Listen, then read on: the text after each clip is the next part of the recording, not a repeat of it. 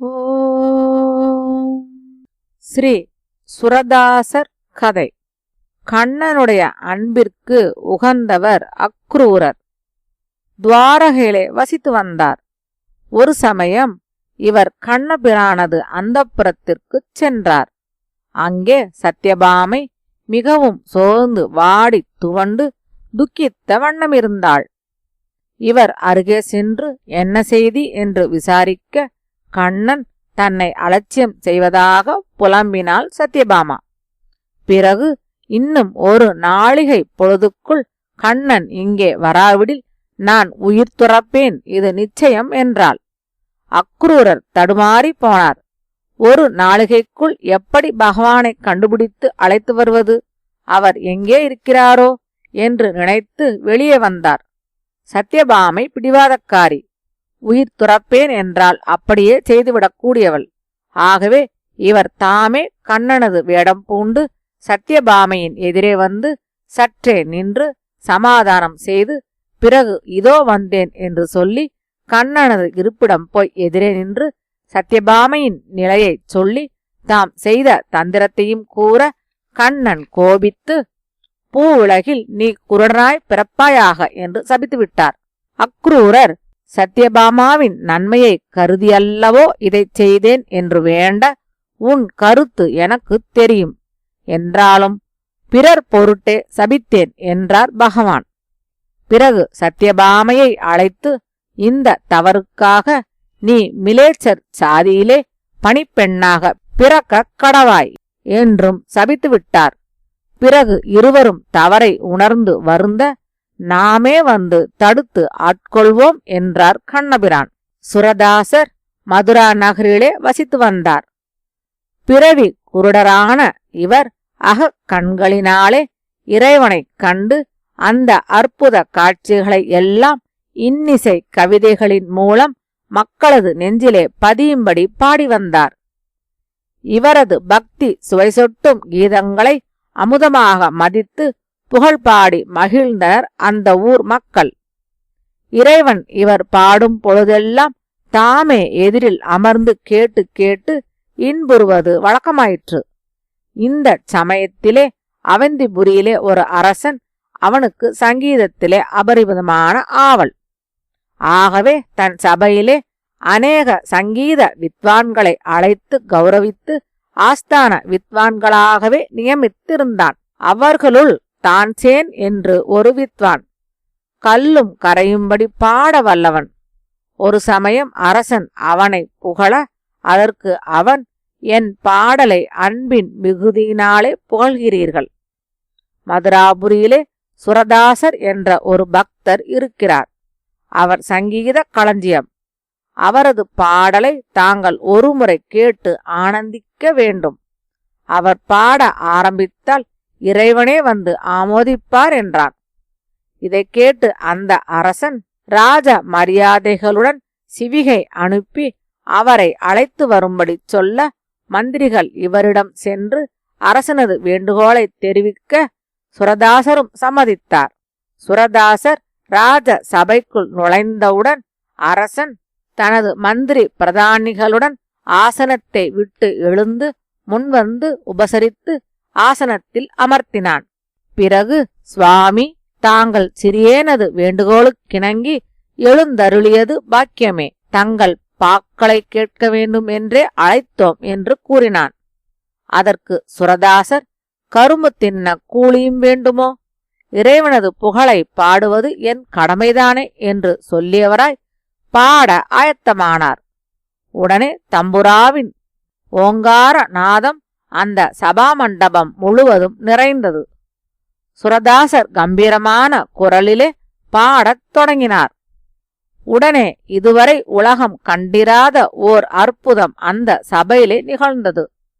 வீணையும் கையுமாக வாணியும் ஜால்ராவை தட்டும் மெல்லிய ஒலியோடு கணேசரும் வந்து இவரது இரு மருங்கிலும் அமர்ந்தனர். தேவ கன்னிகைகள் ஒருவர் பின் ஒருவராய் வந்து நாட்டியமாட, மனமோகன வேணுகோபாலன் சங்கு சக்கர பீதாம்பரதாரியாக அங்கே எழுந்தருளினான். அரசனுடைய கண்களும் சபையோரின் கண்களும் அந்த விருந்தினர் மீதே பதிந்திருந்தன. ஜாமக்கணக்காய் அந்த தேவகான கீதம் பொழிந்து கொண்டே இருந்தது. ஆயிற்று பாகவத சாரத்தின் சிற்சில பகுதிகள் முடியவும் கானமழை நின்றது. பாடல் நின்றவுடனே அந்த காட்சி அப்படியே மறைந்து போயிற்று. பிறகு அரசன் சுரதாசரை நோக்கி, செவிக்கினிய சிந்தைக்கினியதான தங்களது கானாமிருதத்தை உண்டு மெய்மறந்தோம். தாங்கள் இந்த நகரிலேயே சில காலம் தங்கி எங்களுக்கு பக்தியை ஊட்ட வேண்டும் என்று பிரார்த்தித்தான். அரசனது விருப்பத்திற்கு இசைந்த சுரதாசர் அங்கேயே தங்கி மக்களுக்கு பக்தியை போதிக்கலானார். நகரம் முழுவதும் மூளை முடுக்குகளிலெல்லாம் அவரது இசை அமுதம் நிறைந்து எதிரொலித்தது. அந்தப்புறத்திலுள்ள அரசிகள் எல்லோரும் சுரதாசரின் கவிதைகள் இவர் முதன்முதலாக பாடிய அன்று சபாமண்டபத்தில் தோன்றிய அற்புத காட்சி இவைகளை பற்றி கேள்வியுற்றனர். இவரது அற்புதமான அந்த பாடல்களை தாமும் கேட்டு இன்புற வேண்டுமென்று விரும்பி அரசனிடம் தெரிவித்தனர். அரசனும் ஒரு நாள் அந்தப்புறத்திற்கே அழைத்து உபசரித்து கேட்போம் என்றான். அந்தப்புறத்து சபா மண்டபம் பாடுவதின் பொருட்டு ஒழுங்கு செய்யப்பட்டது. முன்கண்ட காட்சியை மீண்டும் காணப்பெறுவோமோ என்ற ஆசையோடு அரசனும் வந்து அமர்ந்தான். இவர் கண் ஒலி இல்லாதவர் என்ற காரணத்தினால் அரசிகள் கோஷா முறையில் அல்லாமல் சாதாரணமாகவே வந்து இவரை நெருங்கி சூழ்ந்து அமர்ந்தனர். இவர் பாடத் தொடங்கினார். எல்லோரும் இசை இன்பத்திலே மெய்மறந்து வியப்பினால் கண்கள் மலர, முகத்திலே புன்னகை மலர, அசைவின்றி அதிலேயே ஈடுபட்டிருந்தனர். சுரதாசரோ கவிதை நயத்திலும் தமது அகக்கண்களுக்கு புலப்படும் தெய்வீக வடிவிலும் ஈடுபட்டு கல்லும் கனிந்து கனியாகும் வண்ணம் பாடிக்கொண்டிருந்தார். அங்கே கண்ணபிரானது சாபம் பெற்ற சத்யபாமை பணிப்பெண்ணாக அமர்ந்து கேட்டுக்கொண்டிருந்தாள். இறைவன் சத்யபாமையின் வடிவம் சுரதாசருக்கு புலப்படும் வண்ணம் செய்தான். இதைக் கண்ட சுரதாசர், அம்மா, தாயே சத்யபாமா, நீ ஏன் இங்கு வந்திருக்கிறாய் என்றார். அதை கேட்ட அரசிகள் திடுக்கிட்டனர். இவர் பிறவி குருடர் என்றெண்ணி அல்லவா பர்தா இல்லாமல் வந்து அமர்ந்திருந்தோம். இப்பொழுது இவருக்கு பார்வை தெளிவாக இருக்கிறதென்றே கொள்ள வேண்டியிருக்கிறது.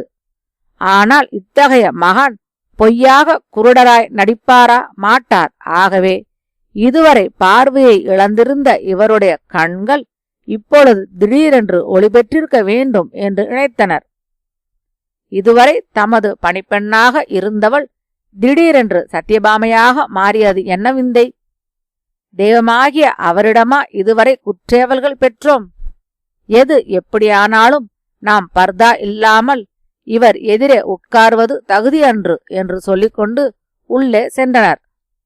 அரசனும் திகைத்து நிற்க, ஸ்ரீமன் நாராயணன் கருடன் மீது வந்து அங்கே தோன்றி அனைவருக்கும் காட்சி கொடுத்தான். சுரதாசரின் கண்களுக்கு இறைவனது சௌந்தரிய வடிவம் புலப்பட்டது. அப்பொழுது இறைவன் தானே அரசனை அழைத்து அக்ரூர சத்யபாம சம்வாதத்தை விளக்கி அதன் பயனாகவே சுரதாசர் தோன்றினார் என்பதையும் சொல்லி மறைந்து போனான்.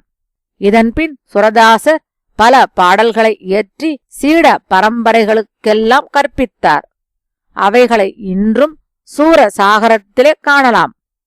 பக்தியின் பெருமையை உணர்ந்தோர்க்கு அந்த கவிதைகள் செவிநுகர் கனி அமுதாகி இதயத்தை குளிர்வித்து எம்பெருமானது திருவடிக்கு ஆட்படுத்தும். இவரது கவிதைகளை சூரசாகரம் என்று பெயரிட்டிருக்கின்றனர். மகாகவி சுரதாசரது கவிதை ஒன்றின் கருத்து: இரும்பு பூமிக்குள் புதைந்து கிடக்கும் பொருள். மனிதன் முயற்சியினால் அதை பெறுகிறான். ஒரு கருமானிடம் இரும்புத் தகடு ஒன்று வேலையின் பொருட்டு வந்தது. அதை 2 பங்காக்கி தகடாக வளைத்தான். ஒரு தகடு நீண்ட கத்தியாயிற்று. அது கசாப்பு கடைக்காரனது கையை அடைந்தது. மற்றொரு தகடோ இறைவன் உறையும் தேவாலயத்து துவஜ ஸ்தம்பத்தின் அடிப்பட்டையாகியது. அதை எல்லோரும் தொட்டு தொட்டு கண்களில் ஒத்தி பேறு பெறுகின்றனர். இரும்பு ஒன்றுதான். வடிவத்தினாலும் சூழ்நிலையினாலும் இப்படி இரண்டு நிலைகள். இதில் இருமின் மீது குற்றமேதும் உண்டா என்பதாகும்.